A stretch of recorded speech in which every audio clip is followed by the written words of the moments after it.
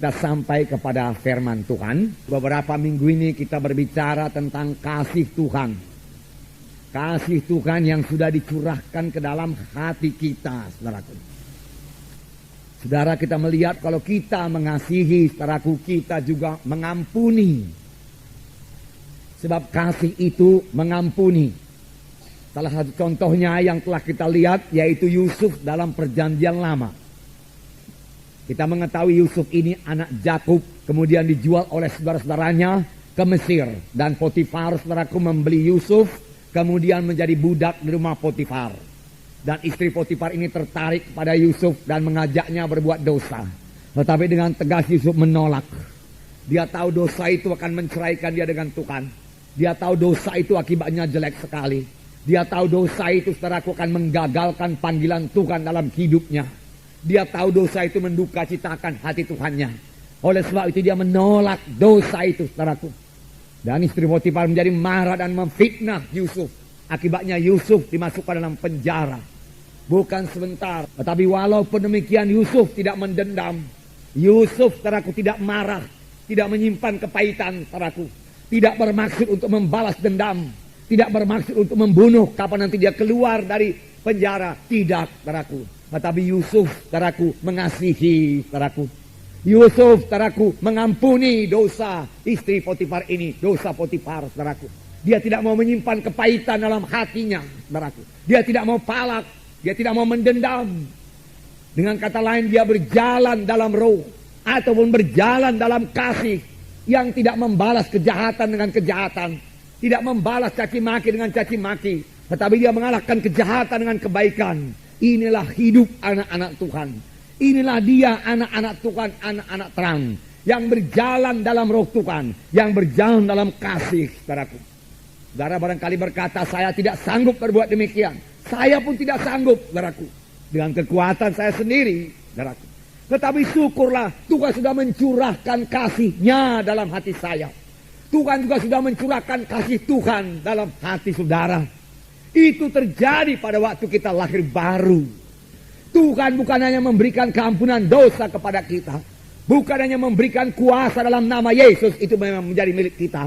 Tetapi Tuhan juga memberikan kasih-Nya dalam hati kita, saudaraku.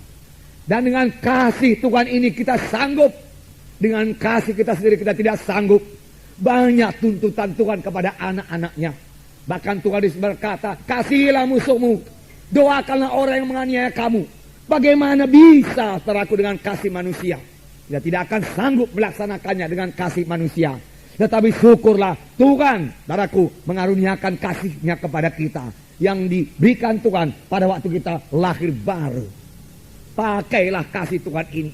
Selalu bereaksi dengan kasih Tuhan, saudaraku. Memang, saudaraku, kadang-kadang kita mau bereaksi dari daging kita. Saya percaya ini juga terjadi bagi Yusuf. Yusuf, saudaraku, pada waktu dia ditangkap, dimasukkan dalam penjara, dagingnya bisa bicara. Yusuf, kau tidak berbuat apa-apa, tapi kau dimasukkan dalam penjara, jahat sekali istri Potifar itu. Kau mempunyai Allah yang hidup, suruhlah Tuhan menghukum dia. Bisa saja demikian, dan mungkin saja demikian terjadi di dalam hati Yusuf, saudaraku. Tetapi Yusuf tidak membiarkan pikiran itu menguasai hatinya. Segera dia usirkan pikiran itu, saudaraku. Dia tahu dia anak Tuhan. Dia tahu dia anak terang. Firman Tuhan berkata, jikalau kamu hidup dalam kebencian, sampai sekarang ini pun kamu masih dalam kegelapan. Firman Tuhan berkata. Yusuf mengetahuinya, saudaraku. Oleh sebab itu Yusuf melawan kehendak dagingnya, saudaraku. Dia tidak mau tenggelam dalam kemarahannya. Tidak, saudaraku. Tapi mengalahkan kemarahannya dengan kebaikan daripada Tuhan, saudaraku. Dengan kasih daripada Tuhan. Dia mulai memikirkan yang baik, memikirkan yang indah, memikirkan yang mulia, saudaraku. Saudaraku, dan dia percaya Tuhan akan menolong dia. Memang benar, di penjara itu pun Tuhan datang kepada Yusuf dan Tuhan menolong Yusuf, saudaraku. Tuhan menyertai Yusuf sehingga dia boleh kerelaan hati, keluasan hati dari penghulu penjara itu. Sehingga Yusuf beroleh kebebasan dalam penjara itu, mengatur semua tawanan-tawanan yang lain, dan semua diserahkan kepada Yusuf, saudaraku. Dia menjadi pemimpin di penjara juga, saudaraku. Nah, di penjara itulah saudaraku dia bertemu dengan pegawai minuman, pegawai makanan raja, di mana dia mengetahui seluk-beluk kerajaan, saudaraku. Karena dia di penjara selama 13 tahun. Kemudian dia keluar dari penjara dengan pertolongan Tuhan, dengan ajaib Tuhan. Sesudah itu dia memerintah Mesir selama 80 tahun lamanya. Karena dia dipanggil Tuhan pada umur 110 tahun. Dia hidup sepuas-puas umurnya. Dia berjumpa kembali dengan bapaknya Yakub. Dia sempat menolong saudara-saudaranya semua. Dengan saudara-saudaranya semua. Tidak perlu saudaraku mati kelaparan. Bahkan dia berdamai dengan saudara-saudaranya semua. Sekaligus saudara-saudaranya yang pada mulanya tidak peduli satu sama lain. Menjadi saling mengasihi satu sama lain, saudaraku. Dan inilah permulaan daripada bangsa pilihan Tuhan. Bangsa Israel menjadi besar di tanah Mesir, saudaraku. Dan saudara, karena Yusuf tetap dalam Tuhan, kemudian Yusuf punya visi lagi. Visi dari Roh Kudus. Bahwasanya satu saat nanti bangsa pilihan Tuhan ini, bangsa yang besar ini akan keluar dari tanah Mesir dan menuju tanah perjanjian. Dan Yusuf berkata kepada tua-tua sidang pada waktu itu, pada waktu umurnya 110 tahun, berjanjilah kamu di depan Tuhan. Pada waktu kamu nanti meninggalkan tanah Mesir ini, bawalah tulang-tulangku beserta dengan engkau. Aku tidak mau tinggal di tanah Mesir, dia katakan. Aku tidak mau jadi mumi di sini, bagaimana kebiasaan orang Mesir. Aku tidak mau memiliki piramid, dia katakan. Tidak, dia bisa memiliki piramid karena dia sejajar dengan Firaun yang lain, saudaraku. Dia sangat berkuasa. Tetapi dia berkata, aku mau nanti bersama-sama dengan Tuhan. Tuhan akan memimpin kita keluar dari tanah Mesir ini ke tanah perjanjian. Aku mau berjalan bersama-sama dengan Tuhan. Aku mau melihat Tuhan, dia katakan. Aku mau melihat kuasa Tuhan. Aku mau masuk tanah perjanjian. Dan itu terjadi, saudaraku, puji Tuhan. Inilah terjadi bagi orang yang berjalan dalam Roh Tuhan, yang berjalan dalam kasih, yang selalu mengampuni, yang tidak membalas kejahatan dengan kejahatan, tetapi dengan kebaikan. Hatinya selalu terang dan dia mewarisi tanah Kanaan. Dia masuk ke tanah perjanjian. Puji Tuhan, saudaraku. Itu kasih yang mengampuni, saudaraku. Selalu mengampuni. Selalu kita sadar kita harus selalu mengampuni, saudaraku, selalu mengampuni. Dari itu saudaraku, mari berjalan dengan kasih. Minggu-minggu yang lewat juga kita melihat bagaimana Yesus berjalan dengan kasih. Dan selalu kita baca, hati Yesus tergerak oleh belas kasihan. Dan saudaraku, kita melihat saudaraku bagaimana Yesus melihat orang banyak. Yang dengan rindu, saudaraku, dengan haus mendengarkan berita firman Tuhan. Sehingga mereka mendengarkannya sampai hampir malam. Orang-orang banyak itu tidak peduli lagi soal makan. Dan murid-murid sudah siap sedia menyuruh murid-murid menurut orang banyak itu pulang. Tetapi Tuhan berkata, jangan suruh mereka pulang. Mereka sudah lapar. Berilah mereka makan. Yesus memandang kepada orang banyak dan hati Yesus tergerak oleh belas kasihan. Inilah hati Yesus. Inilah kasih Yesus. Dia tidak mau membiarkan mereka pulang dengan laparnya. Hatinya tergerak oleh belas kasihan. Karena hatinya tergerak oleh belas kasihan, doanya berkuasa, mujizat pun terjadi, saudaraku. Biarlah ini menjadi teladan bagi kita. Bahwasanya hati yang tergerak oleh belas kasihan itu digerakkan oleh kasih Allah. Dan karena digerakkan oleh kasih Allah, kuasa Tuhan ada di situ, saudaraku. Dan kita bisa berdoa dan mujizat Tuhan akan terjadi. Yesus mengambil 5 roti dan 2 ikan. Lalu memecah belahkannya, saudaraku. Lalu 5.000 orang makan semuanya, saudaraku. Sampai kenyang dan sisanya 12 bakul. Mujizat terjadi. Bahkan mujizat selalu terjadi sampai sekarang ini, di mana ada hamba Tuhan, anak Tuhan yang hatinya tergerak oleh belas kasihan. Karena iman bekerja oleh sebab kasih. Tidak cukup hanya mengetahui firman Tuhan saja. Tidak cukup hanya percaya kepada firman Tuhan. Bagus sekali percaya kepada firman Tuhan, saudaraku. Tidak cukup hanya mengakui, mengucapkan firman Tuhan. Bagus sekali. Namun itu saja tidak cukup untuk menurunkan mujizat Tuhan. Ada anak-anak Tuhan yang sudah percaya kepada firman Tuhan, mengakui firman Tuhan, saudaraku, mengucapkan firman Tuhan. Lalu dia berharap, saudaraku, akan turun mujizat Tuhan yang luar biasa. Tetapi berkat mujizat belum turun juga. Mari kita cek di mana yang kurang. Biasanya yang kurang yaitu kasih. Sebab iman bekerja oleh sebab kasih. Di mana ada kasih, di situ ada terang. Di situ ada iman, di situ ada kuasa, ada berkat, ada kemenangan. Haleluya saudara. Nah, saudara yang kekasih dalam nama Yesus. Jadi selalu ya kurang kasih. Dua orang anak Zebedeus. Ini juga firman Tuhan yang sudah kita dengar. Berkata kepada Tuhan Yesus, Tuhan. Ibunya berkata, tentu anaknya pun setuju permintaan ibunya ini. Tuhan, dia katakan, perintahkanlah supaya nanti pada waktu engkau duduk dalam kemuliaanmu di sorga, engkau menyuruh anakku seorang duduk di sebelah kirimu dan di sebelah kananmu. Permintaan saudaraku yang tidak berdasar atas kasih, tapi permintaan yang berdasar pada mementingkan diri sendiri. Saudaraku. Permintaan yang berdasarkan untuk membesarkan diri sendiri. Saudaraku. Tuhan Yesus berkata, engkau tidak tahu apa yang kau minta itu. Sanggupkah engkau meminum cawan yang harus kuminum? Jalan kepada kebesaran dalam Tuhan, yaitu meminum cawan yang minum Yesus. Apakah itu? Sanggup mengalami penderitaan karena Tuhan. Lalu kita menjadi besar dalam kerajaan sorga. Dan juga Tuhan Yesus berkata, anak manusia datang bukan untuk melayani, bukan untuk dilayani, tapi untuk melayani. Sanggupkah kamu melayani? Menderita buat Tuhan, melayani dengan rendah hati adalah jalan untuk menjadi besar dalam kerajaan sorga. Tetapi kalau memang setelah betul-betul mau menjadi besar dalam kerajaan sorga, janganlah cari kebesaran itu, saudaraku. Carilah pelayanan, bergerak dalam kasih, berbuatlah, berkorbanlah buat Tuhan, saudaraku. Bergerak dalam kasih, lalu saudara sendiri akan mengetahui bahwasanya saudara sudah, saudaraku, melayani, sudah menderita buat Tuhan. Nah, jangan salah mengerti, saudaraku. Yang dimaksud menderita buat Tuhan bukan lagi menderita penyakit, saudaraku, bukan sakit paru-paru. Oh, misalnya sakit paru-paru, oh saya ini memang sakit-sakitan karena saya mengikut Yesus, supaya saya rendah hati. Salah, saudaraku. Bukan dari penyakit-penyakit, bukan menderita karena kelemahan-kelemahan, bukan menderita karena penyakit kanker tumor, saudaraku. Bukan menderita karena sakit ginjal, sakit hati, saudaraku. Tidak, saudaraku. Dari semua penyakit yang kita sebutkan tadi, bahkan daripada semua penyakit badani ini, tidak perlu kita derita lagi, karena Tuhan Yesus sudah menderita buat kita. Karena semua itu sudah dipikul oleh Tuhan Yesus. Karena dialah substitusi kita. Dia juru selamat kita. Bukan hanya memberikan pengampunan dosa bagi kita, tetapi dia juga memberikan kesembuhan tubuh dan kesehatan tubuh bagi kita. Haleluya saudara.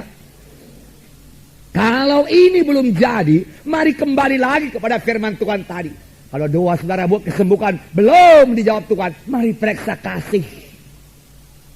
Benarkah kita mengasihi? Para suami-suami, benarkah dia mengasihi istrinya, anak-anaknya? Para istri, benarkah dia mengasihi suaminya, tunduk kepada suaminya, mengasihi anak-anaknya, tidak ada palak, sakit hati, pertengkaran? Karena itu semua menghambat kuasa Tuhan turun kepada saudara. Bukan Tuhan tidak mau menyembuhkan, tetapi Tuhan berkata, dosamu serupa dinding menceraikan aku dengan engkau.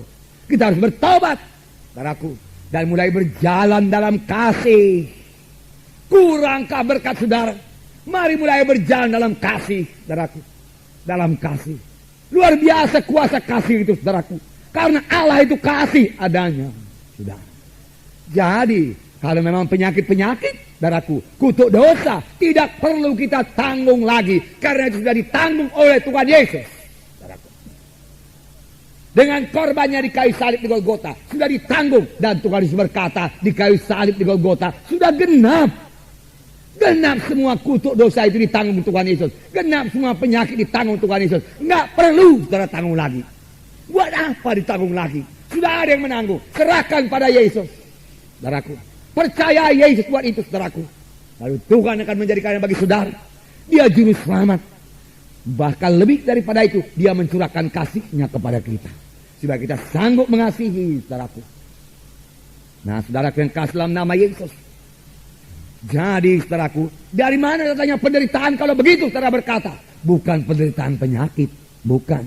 Penderitaan karena saudara mengikut Tuhan Yesus. Penderitaan karena saudara tidak mau kompromi, saudaraku. Tidak mau ikut-ikut berbuat dosa. Lalu teman-teman saudara yang biasanya saudara bersama-sama dengan dia berbuat dosa atau bercakap-cakap perkataan yang tidak layak, perkataan-perkataan yang busuk kita katakanlah saudaraku, yang kotor saudaraku, sesudah saudara selamat, saudara nggak mau lagi, tidak mau lagi di situ. Lalu dia heran, apa yang jadi kepada dia? Dan saudara tidak ikut lagi mencemplungkan diri dalam dosa bersama-sama dengan mereka itu. Lalu mereka itu mulai memfitnah saudara, menyingkirkan saudara, mulai mengejek saudara. Karena saudara tidak mau ikut-ikutan dalam upacara kegelapan. Lalu saudaraku, saudara tidak mau ikut-ikutan dalam upacara-upacara adat yang berbau kegelapan. Saudaraku, saudara yang kekasih dalam nama Yesus. Lalu dia heran. Lalu dia berkata, dia enggak sama lagi sama kita, dia katakan. Dia bukan saudara kita lagi. Mari kita singkirkan. Mari kita tidak usah berteman dengan dia. Mari kita buang dia. Saudara menderita aniaya. Aniaya yang sedikit saja. Aniaya yang tidak sebanding dengan pahala yang akan kita terima di surga kelak. Saudaraku, saya pikir penderitaan pada zaman sekarang hanya demikian-demikian sajalah, saudaraku. Saudaraku, kita ditolak oleh keluarga kita, itu yang paling berat lah. Barangkali pun itu tidak ada lagi. Tapi pada zaman sidang pertama, penganiayaan karena memberitakan Yesus, saudaraku, bisa dihukum dalam penjara. Bisa tantangannya nyawa karena diadu dengan binatang-binatang buas. Mengaku Yesus dicampakkan dalam arena-arena yang menjadi tontonan orang-orang kafir waktu itu yang belum percaya Tuhan Yesus, di mana orang-orang Kristen yang sejati dilaga dengan binatang-binatang buas. Pada waktu dulu, boleh jadi sedikit pada masa sekarang ini masih ada yang masuk penjara karena memberitakan Yesus, saudaraku. Tetapi bagaimanapun aniaya itu, bagaimanapun penderitaan itu, saudaraku, saudara jangan membuat kita mundur, saudaraku. Biarlah kita tetap dalam kasih Tuhan, tidak mendendam. Haleluya, saudara. Mengasihi. Puji Tuhan, saudaraku. Nah, saudara, juga saudaraku, sesudah kita selamat kita melayani. Tuhan Yesus berkata, anak manusia datang bukan untuk dilayani, tapi untuk melayani. Kalau aku Tuhan dan Guru sudah membasuh kakimu, aku yang kau sebut Tuhan dan Guru sudah berbuat demikian, maka kamu pun patutlah saling membasuh kaki, saling merendahkan diri, menganggap orang lain lebih baik daripada dia. Tidak cemburu, saudaraku. Tidak atas mengatas. Itu kasih, saudaraku, itu kasih. Orang lain, saudaraku, dilengkapi lebih daripada kita, saudaraku. Puji Tuhan. Berarti pekerjaan Tuhan bertambah-tambah lancar, saudaraku. Jangan cemburu. Wah, jangan katakan mengapa dia yang melayani. Oh, saya lebih sanggup lagi saya. Saya lebih pintar menyanyi. Saya lebih pintar bicara. Mengapa dia yang diangkat? Saudaraku, tunggu saja panggilan saudara dari Tuhan, saudaraku. Layani dengan apa yang bisa saudara layani sekarang. Ucapkan syukur dia bisa melayani, saudaraku. Kasih tidak cemburu, saudaraku. Ini merupakan dasar daripada iman kita. Selalu bersyukur, saudaraku. Lihat yang baik pada saudara kita itu. Jangan lihat kekurangan-kekurangannya, saudaraku. Yang membuat kita kurang suka kepadanya. Lihat kebaikannya. Percayakan segala sesuatu, saudaraku. Haleluya, saudara. Ini kasih yang menjadi dasar daripada iman kita, saudaraku. Saudara yang kasih dalam nama Yesus, saudaraku. Dari pembacaan Alkitab kita melihat, saudaraku, Matius 25.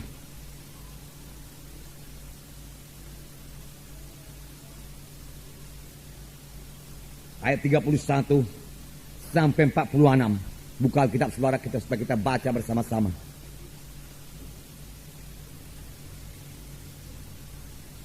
Dapatkah saudara? Mari kita baca bersama-sama. Ayat 31 mulai. Apabila anak manusia datang dalam kemuliaannya dan semua malaikat bersama-sama dengan dia, maka ia akan bersemayam di atas tahta kemuliaannya. Lalu semua bangsa akan dikumpulkan di hadapannya, dan ia akan memisahkan mereka seorang daripada seorang, sama seperti gembala memisahkan domba dari kambing. Dan ia akan menempatkan domba-domba di sebelah kanannya dan kambing-kambing di sebelah kirinya. Dan raja itu akan berkata kepada mereka yang di sebelah kanannya, mari hai kamu yang diberkati oleh Bapakku, terimalah kerajaan yang telah disediakan bagimu sejak dunia dijadikan. Sebab ketika aku lapar, kamu memberi aku makan. Ketika aku haus, kamu memberi aku minum. Ketika aku seorang asing, kamu memberi aku tumpangan. Ketika aku telanjang, kamu memberi aku pakaian. Ketika aku sakit, kamu melawat aku. Ketika aku dalam penjara, kamu mengunjungi aku. Maka orang-orang benar itu akan menjawab dia katanya, Tuhan, bila manakah kami melihat engkau lapar dan kami memberi engkau makan, atau haus dan kami memberi engkau minum?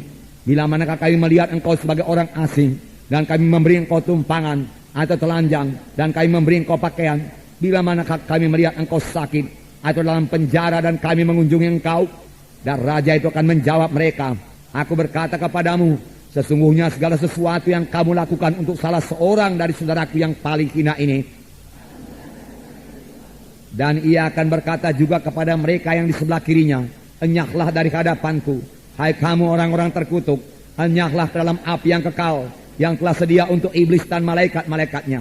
Sebab ketika aku lapar, kamu tidak memberi aku makan. Ketika aku haus, kamu tidak memberi aku minum. Ketika aku seorang asing, kamu tidak memberi aku tumpangan. Ketika aku telanjang, kamu tidak memberi aku pakaian. Ketika aku sakit dan dalam penjara, kamu tidak melawat aku. Lalu mereka pun akan menjawab dia katanya, Tuhan, bila manakah kami melihat engkau lapar, atau haus, atau sebagai orang asing, atau telanjang, atau sakit, atau dalam penjara dan kami tidak melayani engkau? Maka ia akan menjawab mereka, aku berkata kepadamu, sesungguhnya segala sesuatu yang tidak kamu lakukan untuk salah seorang dari yang paling hina ini, kamu tidak melakukannya juga untuk aku. Dan mereka ini akan masuk ke tempat siksaan yang kekal, tetapi orang benar dalam hidup yang kekal.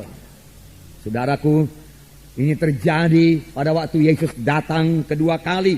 Di sini dikatakan, apabila anak manusia, apabila Tuhan Yesus datang nanti dalam kemuliaannya, bersama dengan semua malaikat beserta dia. Dan dia bersemayam di atas tahta yang luar biasa indahnya. Saya percaya belum ada tahta yang diperbuat manusia seperti itu, saudaraku. Dan semua bangsa akan berhimpun di depannya. Lalu masing-masing orang akan dihakimi, saudaraku. Dan akan terjadi sama seperti seorang gembala memisahkan domba dan kambing. Bagaimana gembala memisahkan domba? Domba ditaruh sebelah kanan, kambing sebelah kiri. Dan sudah kita dengarkan tadi bagaimana Tuhan bersabda kepada orang-orang yang sebelah kanannya, marilah kamu yang diberkati oleh Bapakku, masuklah dalam kesukaan Tuhanmu, terimalah kerajaan yang sudah disediakan bagimu. Ada kerajaan yang sudah disediakan bagi saudara dan saya. Haleluya, saudara. Mengapa mereka masuk dalam kerajaan yang sudah disediakan bagi mereka? Mengapa kami ke situ, Tuhan? Dia berkata, Tuhan Yesus berkata, karena pada waktu aku lapar, kamu beri aku minum. Kamu beri aku makan. Pada waktu aku haus, kamu beri aku minum. Pada waktu aku tidak berpakaian, kamu beri aku pakaian. Pada waktu aku orang asing, kamu beri aku tumpangan. Pada waktu aku sakit, engkau mengunjungi. Pada waktu dalam penjara, engkau juga mengunjungi aku. Tuhan berkata, kapan itu Tuhan? Kami nggak pernah lihat engkau lapar, Tuhan. Kami nggak pernah lihat engkau haus, Tuhan. Kami nggak pernah lihat engkau dalam penjara, tidak berpakaian, orang asing, atau sakit. Nggak pernah kami lihat itu, Tuhan. Tapi Tuhan berkata, apa yang kau perbuat bagi sesamamu manusia di dunia ini, yang kecil, yang tidak diperhatikan oleh dunia ini, dan kau mengasihi dia, dan menolong dia, membawanya kepada keselamatan. Dia lapar akan firman Tuhan, kau berikan firman Tuhan. Dia haus akan firman Tuhan, kau berikan firman Tuhan. Dia orang asing dalam kerajaan sorga, engkau bawa dia ke gereja supaya dia bisa selamat. Tuhan berkata, dia bertelanjang daripada kebenaran Tuhan. Tidak ada kebenaran Tuhan dalam dirinya. Engkau pakaikan dia dengan kebenaran dan firman Tuhan. Dalam penjara, dipenjara oleh dosa, diikat oleh dosa, ditindas oleh setan, lalu engkau bawa dia ke gereja sehingga dia menerima kelepasan daripada Tuhan. Itulah semua perbuatanmu kepadaku, Tuhan berkata. Itu sebabnya kita yang melayani disebutkan melayani Tuhan. Tuhan yang kita layani. Sebenarnya yang kita layani adalah jiwa-jiwa orang-orang biasa, orang-orang sekitar kita, saudaraku. Dan dalam penghakiman yang terakhir ini, pelayanan kita sangat menentukan, saudaraku. Marilah kamu yang diberkati oleh Bapakku, terimalah kerajaan yang sudah disediakan bagimu. Jadi banyak hal-hal yang indah menantikan kita yang melayani ini, saudaraku. Mari kita semua melayani, semua kita anggota tubuh Kristus. Semua anggota tubuh saya ini ada fungsinya, ada gunanya. Nggak ada satu pun netral, saudaraku, tidak. Saudaraku. Demikian kita dalam tubuh Kristus. Sidang Tuhan ini ada bahagian kita masing-masing, ada pelayanan kita masing-masing, saudaraku. Yang harus kita jalankan dengan kasih. Dengan kasih, bukan dengan terpaksa, bukan dengan takut, bukan. Oh, nanti Tuhan merotan aku pula, lalu kukerjakanlah. Bukan, selalu dasarnya kasih. Hati yang tergerak oleh belas kasihan. Saudaraku, kerap kali kalau kita melayani, kita tidak ingat pun soal upah-upah itu, saudaraku. Apa yang jadi kepada kita? Hati kita yang tergerak oleh belas kasihan kepada orang itu. Lalu kita melayani orang itu, saudaraku. Memang soal upah itu urusan Tuhan, saudaraku. Saudara, jangan pula upah ini, saudaraku, pahala ini terus memenuhkan kita. Tidak, saudaraku. Saudara, tentu saja kita akan menerima pahala. Tapi sebenarnya yang kita kejar bukan pahala, saudaraku. Tujuan hidup kita ini menyenangkan hati Tuhan, saudaraku.